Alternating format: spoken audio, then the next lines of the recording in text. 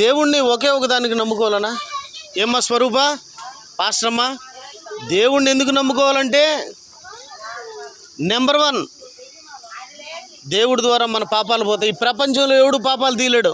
రోగాలు తీసేదానికి డాక్టర్లు ఉండాలి, కానీ పాపాలు తీసేదానికి ఎవడు ఉన్నాడు? ఒకే ఒక పరిశుద్ధుని దేవుడు పంపించాడు. ఆయనే ప్రభు అయిన యేసుక్రీస్తు వారు. ఆయన ద్వారా పాపాలు పోతాయి. ఆయన ద్వారా మనం పరిశుద్ధంగా బ్రతకొచ్చు. పరిశుద్ధంగా బ్రతకడం అంటే ఏందనుకుంటున్నారు? గొర్రెలన్నీ కూడా చక్కగా పోవాలంటే దానికి ఎవరు ఉండాలా? కాపరు ఉండాలా. ఆ కాపరు ఎందుకంటే గొర్రెలు చక్కగా పోవడానికి. ఏమన్నా అలాగ మనం కూడా దేవుని మార్గంలో చక్కగా వెళ్ళడానికి ఒక కాపరిని తోడుగా పెట్టాడు. ఆ కాపరే ప్రభు అయిన యేసుక్రీస్తు వారు. మూడవది, చచ్చిపోతే మనకు దిక్కెవరు?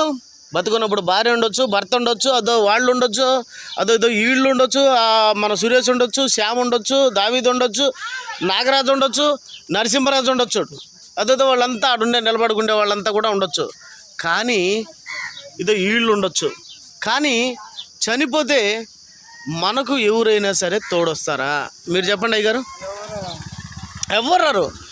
వచ్చింది ఒక్కరమే, పోవాల్సింది ఒక్కరమే. మరి అప్పుడు దిక్కెవరు? అప్పుడు దిక్కెవరు చెప్పు? దేవుడే దిక్కు. అందుకే దేవుడిని ఎప్పుడు నమ్మాలా? ఇప్పుడే నమ్మాలా. దేవా, చనిపోతే సైతం నువ్వు నన్ను బ్రతికించగలవు, నేను నమ్ముతున్నాను. నీ కుమారుడైన యేసుక్రీస్తు వారిని బ్రతికించావు, నన్ను బ్రతికిస్తావు.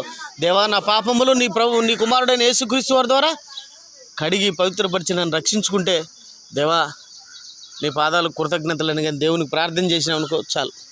ఓకేనా అయ్య గారు? ఉంటాను, నేను వెళ్ళిపోతాను, కడపకు పోతున్నాను. అంటే సాయంత్రం వచ్చి వాక్యం చెప్పేసి ఇంకా ఒక 5-6 రోజులు ఇక్కడే ఉంటా.